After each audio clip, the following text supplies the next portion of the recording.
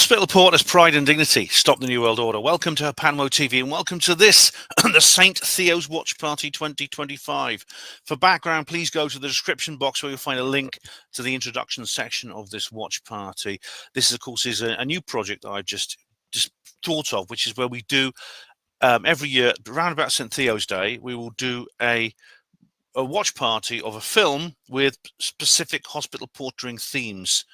Now, obviously, it's not St. Theo's Day now. In fact, St. Theo's Day was 27 days ago. Blimey. So it's quite a long time ago. But I was away at Contact in the Desert, so it was not possible to actually do the St. Theo's watch party closer to the time.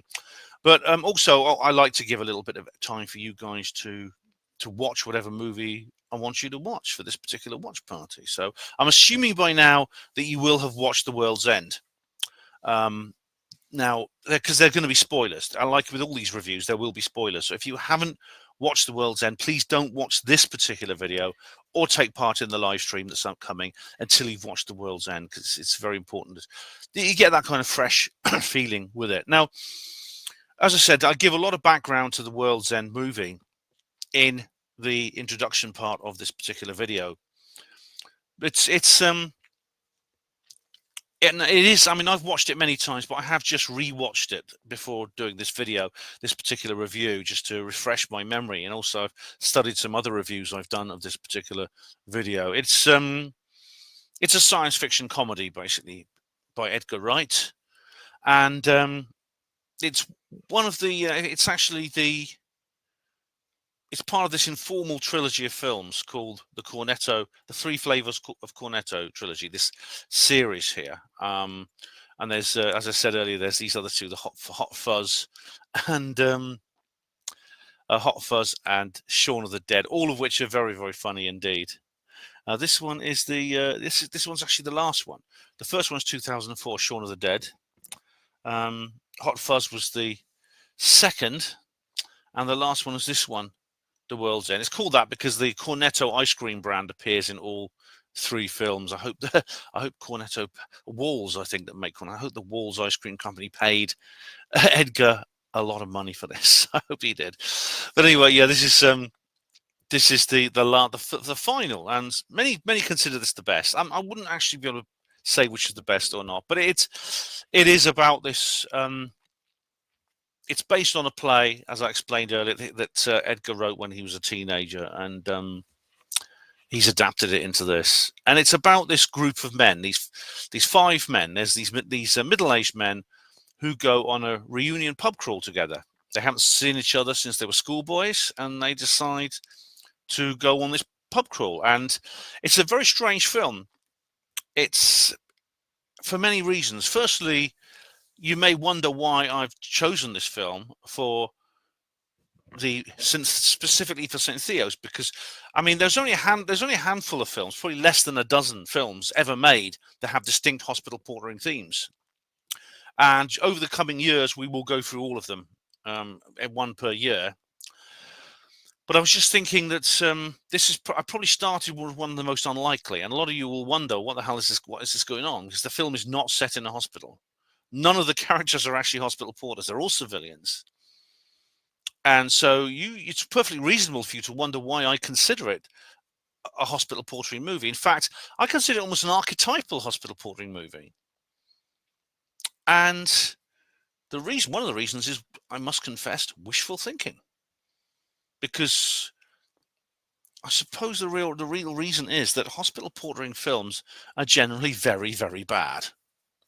Not necessarily they're bad films. Like The Elephant Man, for example, is a very good film. It's a John Lynch film. This John Lynch film with John Hurt and Anthony Hopkins, etc. It's not that the film is bad. I mean, The Elephant Man. All the Lynch films are good. This one, it's the hospital portering role in The Elephant Man which I find so upsetting. Now, I may well do The Elephant Man actually next year, so stay tuned for that. The fact that the porter of the hospital where Merrick, the deformed man, is being kept, he plays the porter who kidnaps him, and he's just such a horrible, horrible character. He's a cruel, avaricious criminal who kidnaps this man for a free show.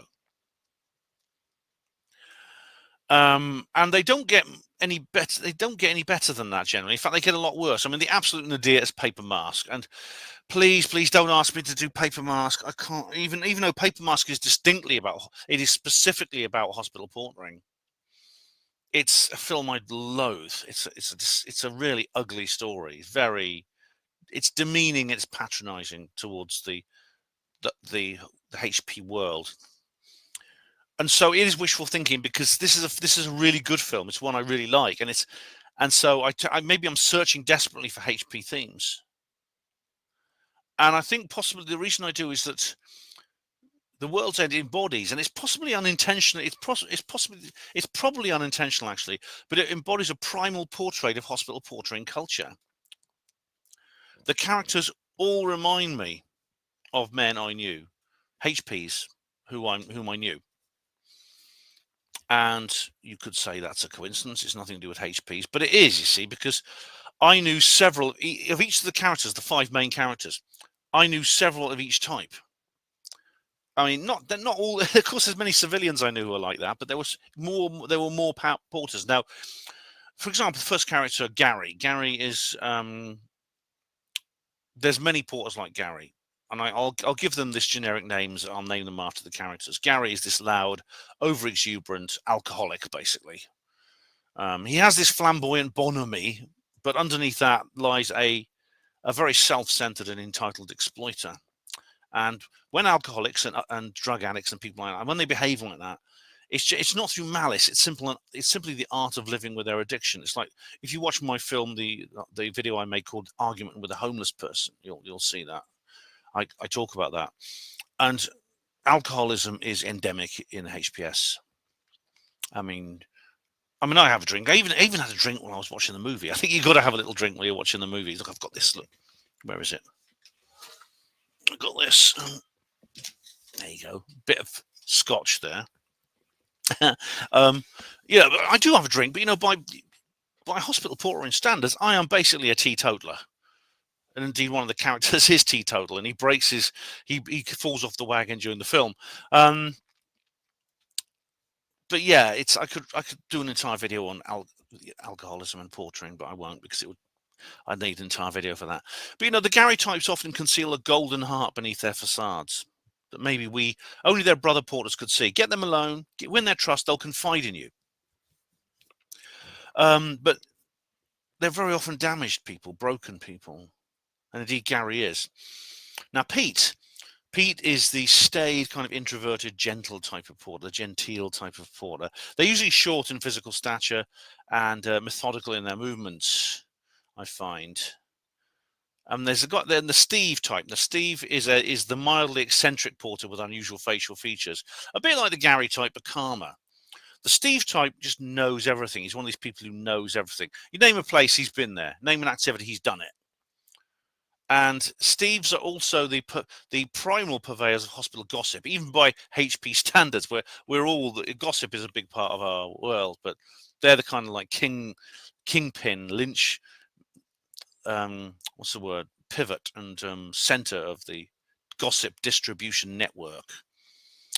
For Steves, hospital life is like a soap opera.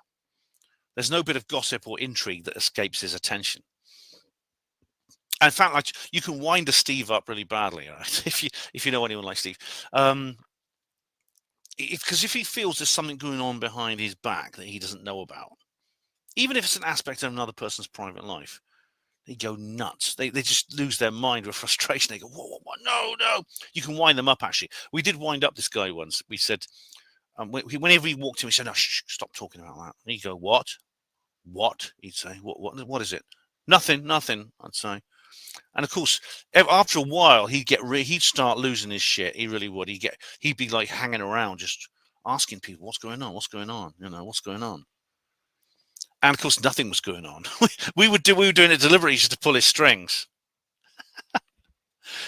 Yeah, but we were just making him think there's something going on he doesn't know about. There's some bit of scandal that he hasn't been read into.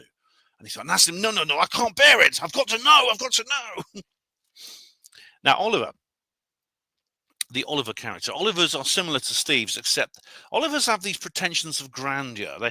Olivers are the ones most likely to be serial relievers, which I've talked about I think I talked about it a few years ago in one of my St. Theo's videos. These people who they always leave and come back for some reason. You know, it's a weird habit they have. Every couple of years they leave and do another job for about 6 months, then come back. So breaking their service and losing their increments and their privileges of long service, but they just keep doing it.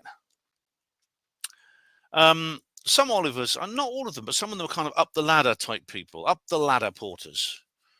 You know, the ones I want to get up the ladder. I want to better myself, man. And whether it's serious or just frivolous, they always do it out of some kind of principle, which is, again, I think motivates the serial reliever.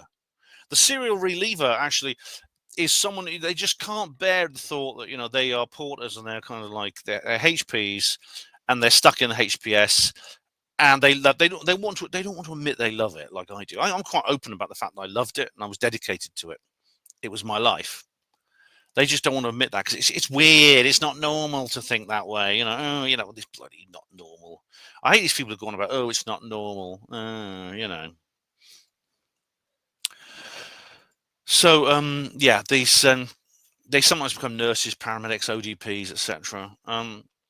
Now, but Garys are actually more likely to be the kind of up the ladder type, and indeed, it's the Gary, the post-portering Gary, are really awful because they're the people like this Jack character. You know, the guy you say, Ben, you should be doing better. You know, should be going up the ladder and become a nurse or something. And I say, no, I'm proud to be a porter. He says, no, you're not allowed to feel that way. I won't permit it. Now, Andy's are middle-class dropouts. And indeed, HPing, it tends to attract those kinds of people for some reason. I mean, there's one in particular I remember, actually. He was actually he was a Harrovian. He'd been to Harrow School. He was from a very, very sort of posh family. He read medicine at Magdalen College here at Oxford, but he had a nervous breakdown halfway through his course and he never recovered. He spent the rest of his life in hospital portering. He's now retired. I think he's in his late 70s now and he's retired. He was a porter for his whole life.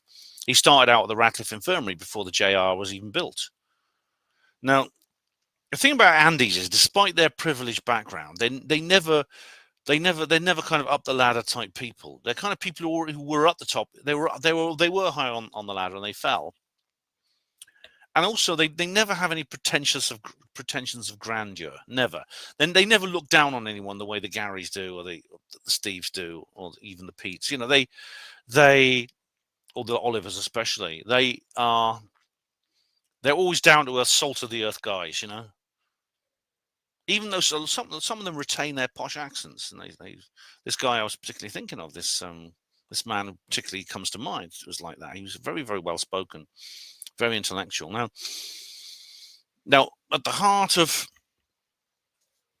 and of course, at the heart of World's End, and I'll explain a little bit more about the film, and indeed the heart of hospital portering society is alcoholic drink. And I'm not just talking about the alcoholism endemic.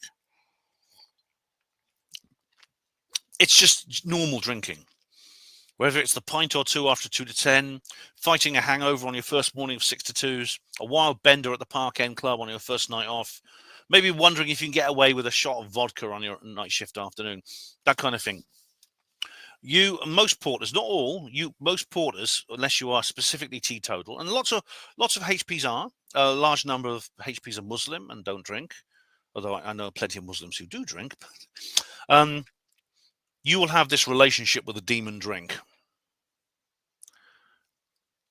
And in fact, I can't help wondering, because I'll go into the film's plot in a minute. There's a massive plot twist in this movie, and it's so extreme that this reviewer, this critic was left wondering if everything that happens afterwards is just some sort of intoxicated delirium that we HPs sometimes experience. In the way that sailors on a submarine sometimes suffer coffin dreams, they call them, when they're in their bunk beds underwater. As far as the civilian characters, or the characters I think represent civilians in The World's End, are and again, you'd have to watch this to know. Like I say, you need to watch the film to understand this. There's Sam and the evil twins. Sam is the principal female character, the heroine of the story, and the evil twins. Twins come up a lot in writes movies. There's these twin zombies in Shaun of the Dead, and there's that weird twin guy in Hot Fuzz. But these evil twins are like, I call them the evil twins. They're all friends of Sam. Why they're evil, I'll explain. But they remind me of a couple of nurses, actually. Sam is very nurse-like, I must say.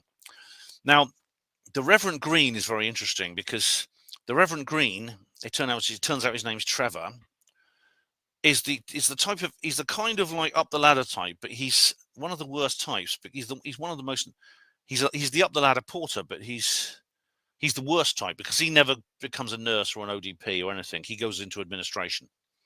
So Reverend Green is the ex-HP turned administration officer. Now, they are. I honestly don't know why they do it. I mean, they're much. I mean, I know a lot of nurses, ODPs, paramedics, etc., other PAMs that are ex-porters, right? And most of them, you get the odd dickhead like Jack who tries to like cajole other people into doing what he did, but most of them are all right. But the HP turned admin, I mean, I just do not understand why they do that. Reverend Green, of course, in the story, as I'll explain, is a collaborator. He's a quisling. He's a capo. And I'll explain what I'm talking about when I come onto the film's plot. But for anyone who wants to be NHS admin, it's such a disreputable profession that I've got to wonder what kind of person wants to do that. Now, I could probably guess actually, because a lot of admin officers who were ex-HPs were shop stewards. In fact, I've got this thing called the shop steward to management pipeline. And you may wonder, well, why does a shop steward want to get into management? Because they spend their entire careers in the trade union system, slagging off managers and saying how horrible they are. And up the workers, man, up the workers. They have this inverted snobbery about them almost, which is really awful. And I've often said, I think most of them are genuinely, most of them are simply have this, they do it out of envy. They resent management, not because they have a sense of justice, but because they can't bear the fact that these people are above them in the hierarchy. And I suppose getting into management is the quickest way of getting up the hierarchy without having to study too much, put in too much effort, or do a job that's too difficult. I mean, management, of course, being a manager in the NHS is a lot easier than being a nurse or a paramedic. Far easier. And there's Mr. Shepherd. Now, Mr. Shepherd he reminds me of several of the older doctors I knew, a consultant of the aloof and self-absorbed variety. And then, of course, there's Mad Basil. Now, Mad Basil, there's only one HP I knew who was like Mad Basil, and you can guess who that is, can't you?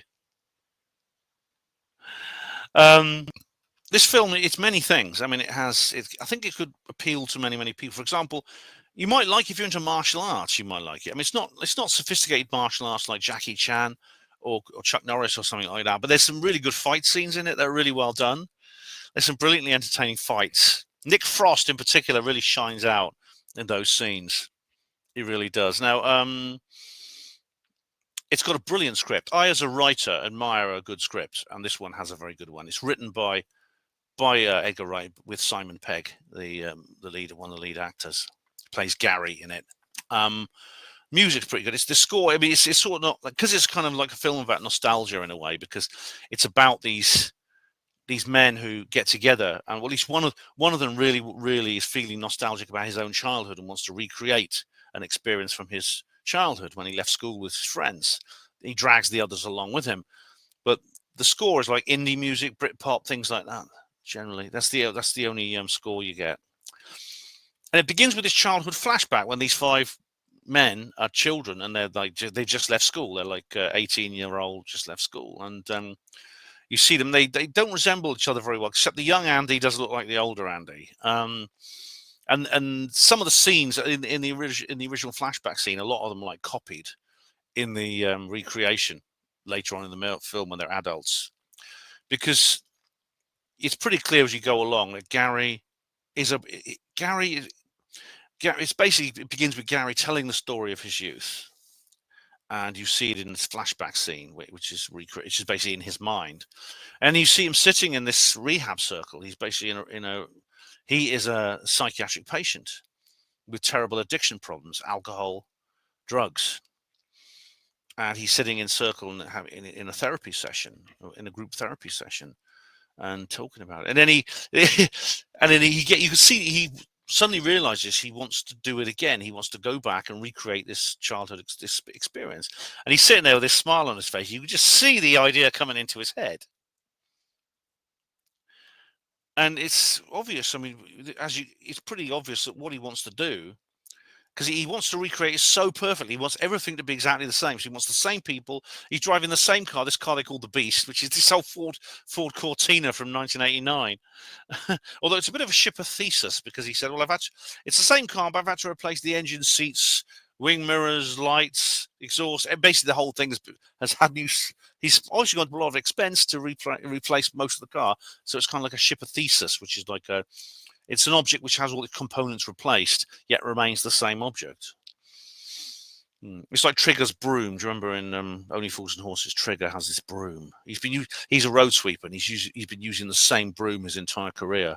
He's only had to change the handle 3 times and the brush 7 times, but it's the same broom.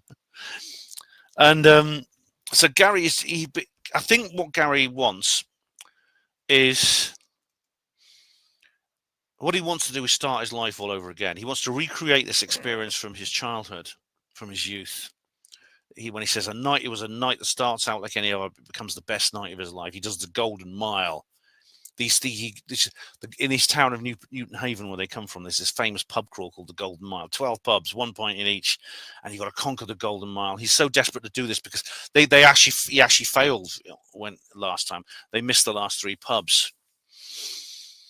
But he wants to recreate it because I think he believes that if he can do that, he can start his life all over again. Because as you find out in the course of the film, he has failed at life. He came down with his addictions.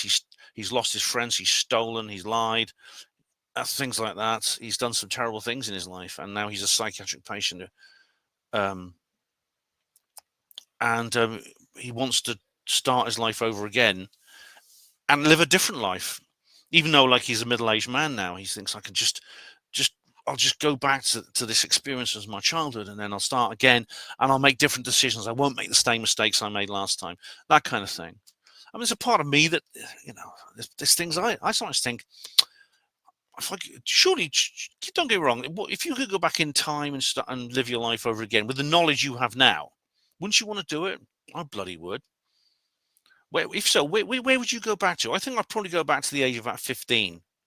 I'd be happy to sort of go back to the age 15 with the knowledge I have now, and I'd know exactly what I would do to avoid certain mistakes that I've made and certain decisions that I made that were wrong. According to Anthony Peake, you do that anyway, so that's the good news. But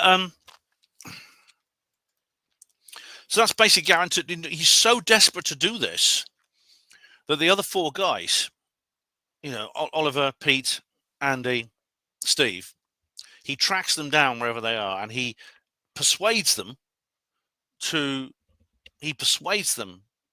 any means necessary to join him on this pub crawl, this Golden Mile, to reach the world's end, the last pub. And they don't want to go. I mean, he has to cajole them in all kinds of ways. For example, Steve says, I'm not you, because Steve and Gary used to play music together. They had guitars, and he says, I'm not your bass player anymore. You sold my guitar to buy drugs. And Gary changes the subject and says, what's that thing above the door called? And he says, lintel. So, you see, the others have changed. They've grown up. They've got married. Pete's got 2 kids. And Andy's become teetotal. He doesn't drink. And see, when Andy's the toughest nut to crack, because he's this corporate lawyer. He's in this sophisticated office, and he's become a teetotaler. And Gary goes in there, and you can see him. He tries all kinds of ways to persuade Andy, and in the end, he gets desperate. He says, well, my mother died, and Andy says, I'm really sorry, and Andy feels so sorry for him that he changes his mind and comes along. But Andy's mother didn't die. But that's how desperate Gary is. So Gary's mother didn't die. So that's how desperate Gary is. And then they meet at High Wycombe Station, a place I know when I used to go to the High Wycombe Paranormal Group. and they drive the beast to Newton Haven. And Steve, Pete, and Oliver are looking like enthusiastic in the car, and then the police stops them, and Gary reveals he snorted cocaine in the services. Oh, I've got rid of it because he thinks he might have drugs on him. That's quite funny because it's another one of these funny things. Someone says something, it just tickles me. They're sitting in the service station, and because he needs a wee, he needs to go to the toilet and has a piss, and sees that's a long piss, and Oliver says maybe he's doing a bit of maybe it's more than a piss, maybe it's. And Pete says poo. No drugs. And so they start off. The first pub they get to is the First Post. It's obvious why it's called that. There's actually a database you can go to, which tells you there's like a fan site. There's several fan sites that talk about this. This is one Screen Rant. Here, the World's End, the hidden meaning behind each pub's name. There's these 12 pubs, and they all have a name. And as you go through the film, you'll realise what they mean. This is a good website actually where it goes into that in detail. So the First Post is obvious. It's the first pub you come to, and then the next one, they just have a pint in there, and then it's the same barman serving. There's all of this continuity you get between their childhood and the childhood pub crawl, and then this one. Even though like 20 years has passed, some of them are made to look a bit older. Some of the characters are made to look a bit older. But then they go to the Old Familiar, and it's called the Old Familiar. And they walk in there, and it's basically it's the same pub under a new name, and they're complaining that it's been like Starbucked. In a sense, and I've noticed this actually, where you get these corporate chains like Allied Domecq, which takes over all the little breweries. They took over Morrel's here in Oxford, and now the Morrel's pubs all look the same because they've been basically the corporate chain has like dictated they should all be decorated the same way. So the Old Familiar is exactly the same as the First Post. It's the exact same pub, basically with a new name. And then it's in the Old Familiar. It's called. There's another reason it's called the Old Familiar. It says that's where you're introduced to new characters such as Sam. She turns up. So and see, Steve and Gary has a bit of a love triangle here. Well, I mean, Sam, because Steve and Gary always fancied Sam from when they were kids, and this rivalry is still there. This is weird. Then they leave. So they meet Sam there for the first time. The one who reminds me of a nurse. Then they go out to the next pub. There's this weird statue there, and he says, "Oh, that's modern art," but you'll find out it's more than that later. And they go to the famous Cock. Now this is where they meet Mad Basil. He's drinking a beer out with a little curly straw. There's a reason for that. But it's called the famous Cock because, again, there's meaning behind this. Because the famous Cock is Gary. Because Gary was barred from that pub back in 1990 when he left school. And he's still barred now. He's still barred now. And he goes in and the lounge says, "Gary King, you're barred." And he's still got like the pictures of him up on the notice board. Gary's just, "Oh no, I've got to have a pint in every pub or it won't work." And he ends up drinking these old beers that have been left on the table in the beer garden. It's as if like he's so desperate. I mean, you don't touch some beer left that someone's left behind. They might put their cigarettes out in it or something. So he drinks that down. But he has to do. It's like he's driven to do this. He has to do it. Otherwise, everything's ruined. And so they leave the famous Cock because he's. And then they go on to the Cross Hands. Now this is where the story changes. Because the cross hands, I mean, there's several reasons why it might be called that. It may be a reference to DNA, because the pub sign looks a little bit like the double helix. It's also where you get the first fight scene. Apart from the very brief fight scenes in the flashback at the beginning, it looks normal at first. You see young men playing pool, and there's the marmalade sandwich. They see these three women there. Erica Leeks, Tracy Benson, and Becky Salt, two blondes with a red head in between, so they look like a marmalade sandwich. That's why they call them that. Pete meets up with this guy called Shane, who was his bully, Shane Hawkins, this big bruiser guy, and he's very upset because he meets up with this guy who bullied him at school. Pete is quite a diminutive person, not non-violent, and but this is when this is the major turning point in the film, and it's very, very odd actually. There's no hints beforehand that this is going to, the film is going to change from one. It changes very, very suddenly, very radically from one kind of film into another. As I said earlier, it's a science fiction comedy, but you wouldn't know that. You could watch the first half hour and think, science fiction comedy? It's just about a group of guys who go on a pub crawl, and there's absolutely zero hint, apart from maybe the weird robot-like statue in the town square, the modern art thing. I don't know if that's even can be called a hint. It's very different from The Birds. Now Alfred Hitchcock's The Birds. This is a very famous sort of like cosmic horror movie you may have seen. It's very, very well known. You see, the first act of The Birds is, it's like, you'd be forgiven for thinking you were watching some kind of romantic drama, you know. Nothing weird happens, but there are hints all the way through the first act of that film. It's a very good film, The Birds. That something is not quite right. So the behavior of the birds at certain points, and you think that's a bit weird. And Hitchcock was very good at injecting that kind of weird, that menace, that ominous kind of like portent into his movies. And there's all kinds of like little very short anecdotes and little vignettes that make you think there's something weird about it. Something weird is going to happen in this film. There's absolutely nothing like that at all in The World's End. Very suddenly, firstly, the four rebel. They decide they're going to leave the pub crawl, and they get very angry when they discover that Gary's lied about his mother dying. But then Gary's in the toilet and he gets into a fight with this young guy who turns out to be some kind of robot. I'm not kidding you, filled with like blue ink. And eventually they decide to avoid suspicion. Gary persuades them to do the rest of the Golden Mile, and I think maybe that's like just an excuse because he so desperately wants to do it. And indeed, this desperation gets more and more acute as the film goes on, and the more perilous their position is. They go to a pub called The Good Companions, which is, they don't do much there except have a drink, and there's a very genial barman, and they're starting to wonder if any of, because these robots look exactly like human beings.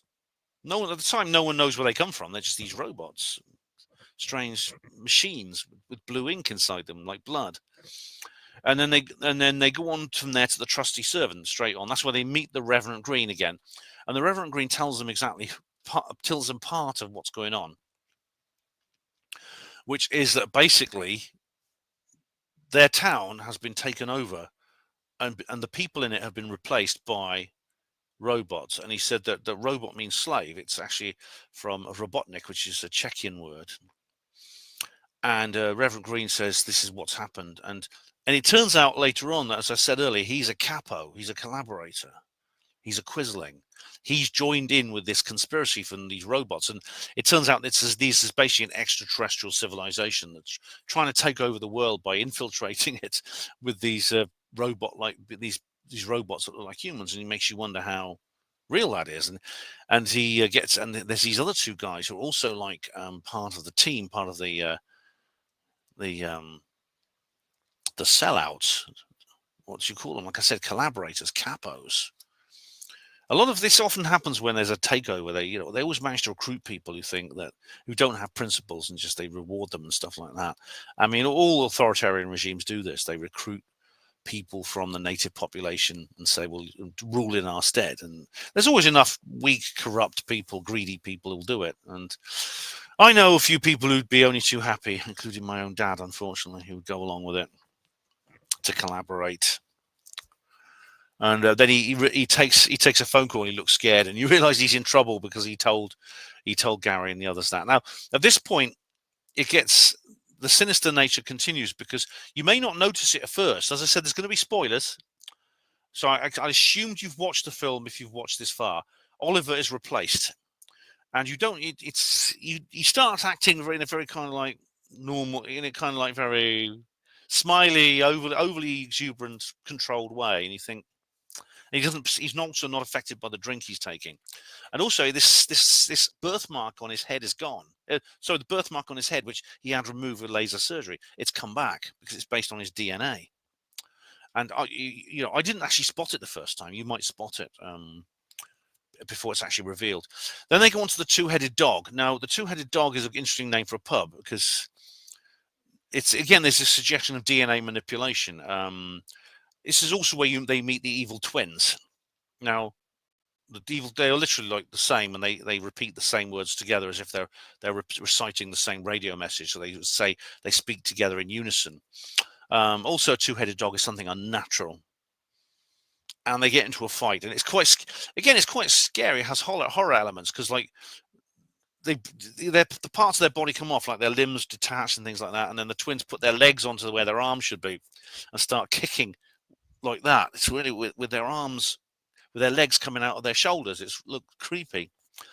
And then they go to the Mermaid. Now, this is a big nightclub-like pub. It's one like sort of cross pubs, nightclubs. It's actually a cinema in real life. Now, a lot of the fans of the film will say things like, "Well, I want to do the Golden Mile. I'm going to go to all these pubs." Well, you can't because for several reasons. Firstly, the pubs are not all in the same place. Some of it was filmed in High Wycombe. Some of it was filmed in Welwyn Garden City. Some of it was, different scenes for the film. It's actually, even though it's all in the fictional town of Newton Haven, the actual in reality, the different scenes were filmed in a lot of different places. So you'd have to take long journeys to go to every single pub. And not all of them are pubs. Some of them are real pubs, just put different signs on for the sake of the movie, for the exterior shots. But some of them are just adapted other buildings. So, for example, the actual what is holding the War pub is actually a railway station, and the Mermaid is a cinema. It's actually just been changed. They made the outside look different, so it looked like a pub, and inside there's like this nightclub-like pub, and you see why it's called a mermaid. A mermaid is a beautiful, seductive figure, a siren that lures sailors to their death because they're so beautiful they can't resist. They're singing, and their appearance is so divine that the sailors can't resist. And of course, this is what it is. Everyone is there is in school uniform. Everyone there looks young, including the Marmalade Sandwich, who they meet, and they still look like 18-year-old girls after all these years. And rather than being, at first they say, well, this is a bit weird, isn't it? But Gary says, who cares? And Pete, Andy, and Gary are literally seduced by the Marmalade Sandwich.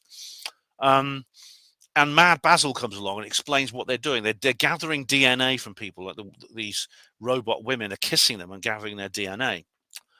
And presumably there could be sex involved, which also would gather DNA, gather gametes, sex cells. And he says, this is why Basil drinks through this curly straw. He doesn't want to leave any of his saliva on the glass, which would contain his DNA. And of course, this is where you get into a very, very interesting element of ufology, because this is a feature. Reproduction and DNA is a feature of several close encounters. A good example would be Antonio Villas-Boas, a Brazilian, not Portuguese, he's a Brazilian farmer who was in 1957 was abducted and taken aboard a spacecraft where he was introduced to an alien creature that looked like a human woman. Not quite. There were some weird things about her, but he ended up engaging this creature in sex, and it was some kind of hybridization program. In that way, it's a bit like the fisherman who uses a fishing lure that looks like a big fertile female fish, and all the other male fish come up and swim around it. But Sam realizes, because Sam had this crush on this guy called Adrian Keene, and he turns up in the Mermaid, and she runs out, and the reason is he died in a motorcycle crash. And Andy has his wedding ring taken off. One of the Marmalade Sandwich girls sucks his wedding ring on and swallows it, and he gets it back in the end, and it's very amusing how. Maybe I'll talk about that in the live stream because it's so funny how he gets it back. And eventually, the sensible ones manage to, that is Steve and Sam managed to get Pete, Andy, and Gary away from this, where they're being basically lured, being enticed by these very, very alluring young women. Yeah.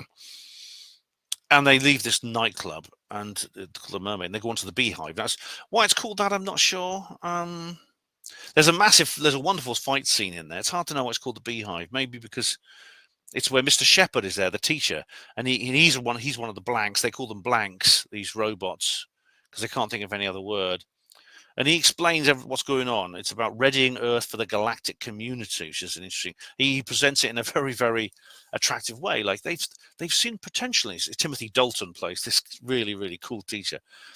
They've seen potential in us, you see, boys. and they want us to be a part of their world, and they mean us no harm. This is just a way of them getting us used to it, and preparing us. Yeah, and that's the first scene where the blanks. It's very frightening, actually. Their eyes and mouths start glowing. That's the first scene where you see them doing that. It's funny because Gary's trying to drink from his pint all the way through this fight because he wants to keep up this golden mile, kind of this ambition he's got to complete the golden mile. And then they leave after the fight. They leave for the smokehouse, which is this bowls pavilion, which is also a local drug den where they go with Reverend Green's, marijuana and smoke it, and then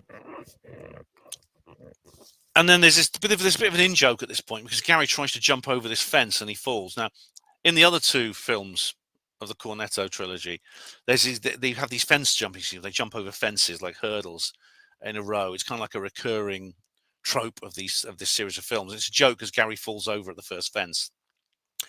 And then they go off into the park where Pete had to be benched. As I say, he pulled a Whitey, we had to bench him. They basically leave him sleeping on the bench. And Pete meets Shane Hawkins, the bully, and Shane pretends to be like friendly and reconciling and apologizes to Pete. But then Shane is one of the blanks, and Pete starts fighting him. Poor Pete, I'm sure Pete is the kind of person a lot of people would feel contempt for because he's not the fighting type. And, even during the fight in the Cross Hands, he goes and hides in the toilet cubicle. He's this kind of like quite frightened and insecure, not very physically aggressive person. And people like that tend to attract a lot of contempt. Now, when I was a kid at school, I did this. And I mean, I've always felt this. If I'd known someone like him at school, I wouldn't have said, "Oh, go on, stand up for yourself, you big wimp," or something, or thought, "Oh, he's pathetic." I wouldn't have done that. I'd have defended him from the bullies. I would have been his protector. But anyway, Pete then goes crazy and finally finds his rage and starts hitting at Shane. In the end, unfortunately, Pete then gets replaced. And they go to the King's Head because, of course, they have to knock Gary out to carry it. Andy punches his lights out and basically knocks him senseless. And they carry him to the King's Head pub. It's the only way to get to the Beast. They have to go through the King's Head. And it's called that because, of course, that's where you see it's the first time in the film where Gary's obvious mental problems come out, and he speaks about the moment he's just getting inside his head. He's called Gary King. It's getting inside his head. And then he runs off for the hole in the wall, the penultimate pub. And the reason it's called the hole in the wall is because Steve then rescues them by driving the Beast through the walls. There's a hole in the wall. And then finally there's the World's End. And Andy and Gary have this argument and fight. And you see Gary has bandages on his wrist, maybe from self-harm, and he has a hospital bracelet on. And he's crying, and he said, "I've got to do the golden mile because it's all I've got." And I felt really sorry for him at that point. And then because you realise that the reason Andy is so angry with him is because they had this car accident. Gary basically smashed up Andy's car. Andy was left in a serious critical condition and only just survived. And Gary went off and abandoned him. Gary's a broken man. And at that point, you realise the World's End, the pub, is just the surface portion of an underground base. She gets very conspiratorial at this point.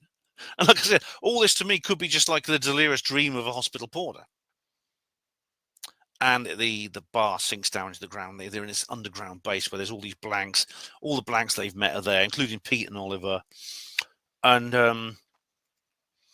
there's this light coming down from the ceiling, and it's this booming voice of the alien. It's Bill Nye is the voice, and he explains what's going on. Basically, what's happened is there's this thing called the Network, which is a federation of extraterrestrial civilizations that are inviting planets to join them, and they want Earth to join them. But Earth is very uncivilized. It's the least civilized planet in the galaxy, and so they are basically inserting change agents. It's really weird, which are these robots, these blanks, these machines with blue ink inside them, and they're replacing the people. And this is an important point, because you went, where's the real Oliver gone, and where's the real Pete gone? And he says, oh, we just, and the voice, Bill Nye's voice, just, oh, we mulch them down and turn them into fertilizer for the farms. And there's this 2,000 penetration points where they insert these robots, and across the world, and Newton Haven is one of them. And so we don't want to replace too many people, but yeah, we just turn them into fertilizer. And then what happens is, in the end, I mean, this is, and the funny thing about Andy and Gary, and then Steve joins them. He rappels down on this bunting into this base, and he joins them. And it's pretty clear all three of them are blind drunk by now, with all the beer they've consumed, all the pints they've consumed. And it's really funny because the conversation, I won't repeat it because you'd have to see it. I can't really describe it, but it's just hilarious, because it reminds me of this short story by Arthur C. Clarke called No Morning After, which is a really good story, actually, where I've just thought it's where these aliens manage to communicate telepathically with a man on Earth, Arthur C. Clarke. I know he's a nonce. No Morning After. It's a really good short story. No Morning After by Short. Yeah. It reminds me of this story. And William Cross is William Cross is a disgruntled rocket scientist whose girlfriend has just left him for another man after years of designing missiles for the military, and a sudden epiphany that his dreams of space travel may never come to fruition. He turns to the bottle to ease his sorrows. Over 500 light years away, an alien race called the Tharns realize Earth's sun is going to explode. In an attempt to warn the humans and help them escape, they use telepathy and bridge a wormhole with hope of contacting them. Unfortunately, the only person they're able to make contact with is William Cross. He's deep in a drunken stupor, and because of that, he's susceptible to the telepathy. But he believes he's hallucinating. And then he has this really hilarious conversation where he says, I don't care about the bloody humans. It's the best thing for us. Might as well blow us all up. Let the sun blow up. I know you're a hallucination. And the alien's going, I do not understand. Why is this human behaving like this? And Arthur C. Clarke, I know he was a fucking pervert, but he did have a sense of humor, and I did enjoy his stories, and to my shame, I still do. So yeah, at the World's End, it's self-explanatory. The last pub is the World's End, and they're like ranting, and then Gary, Steve, and Andy, we want to be free. We're humans, and we're entitled to fuck up if we want. And the aliens, I do not understand, says this booming voice from above. This is. And of course, then there's this apocalypse, and it ends with a massive apocalypse. The technology is all destroyed, and they all go, and the humanity descends back to the Dark Ages. And despite all that, I still can't help thinking this is just some kind of night shift dream of some hospital porter somewhere. I mean, the thing about it is, anyone who looks at these various conspiratorial ufological themes in this is incredible. The idea, I don't think it's not literally robots, but there are alien hybrids on the Earth today. There are people apparently walking the Earth today who are not fully human. I've met a couple of them. They have been put here by an extraterrestrial civilization. Some of them are also fully inhuman, I believe. Why? Why does an alien species want to put creatures onto this Earth that look like us? I think I believe there are extraterrestrial species out there in the universe that have imperialist ambitions on the planet Earth, very similar to what's in this film. And we'll talk about this more I want to talk about this more in the live stream. But I do wonder where Edgar Wright gets these ideas from. It's really extraordinary that it's so close to what I've learned through my study of ufology, of conspiratorial ufology and the New World Order, the Illuminati. And the reptilians is similar to the reptilians as well. That we are being invaded and occupied by an extraterrestrial and non-human intelligence. This planet is under occupation, or attempted occupation, or attempted invasion. I mean, you know, invasions don't have to be like Independence Day style spaceships flying in the sky. In fact, if that happens, it's probably Project Bluebeam, the fake alien invasion. A real alien invasion is I think, would be very different. They would do it this way. They would do it slowly and carefully, and we wouldn't even know it was happening. Just like in this film. And like I said, you might say, well, Ben, again, I don't understand, but you'd be saying to me, Ben, where's the hospital portering theme in this? It's a valid question, but I've tried to explain. I think this film is a hymn to the hospital portering spirit. I really do. I mean, the Gary King character in that situation, this underground base, faced with this beaming, glowing light thing above you, booming down this voice, explaining in how it's a super intelligent alien with this collection of alien extraterrestrials who want to take over the world and add it to their collection of alien federations and things like that. Through replacing a few people, you know, turning them into compost. But so what, you know. We replace them with these these robots, and sooner or later you'll be glad we did it. We're being benevolent here and things like that. But only a true HP could do what Gary did: stand up tall on a barroom table and yell at this thing, "Oh, fuck off, you big lamp!" Yeah. So that's it, really. I mean, that's my review. I think the next step is the live stream. So keep an eye out for that. I'll do that one probably in just a few days. All right. So we'll arrange, and that'll be this Theo's Watch Party 2025. And if it works, if you guys like it, we'll do this every year. But yeah, well, let's talk more about this particular film in the live stream session with you, the audience, live audience. So thank you very much for watching Her Panmo TV. Hospital Porters, Pride and Dignity, Stop the New World Order.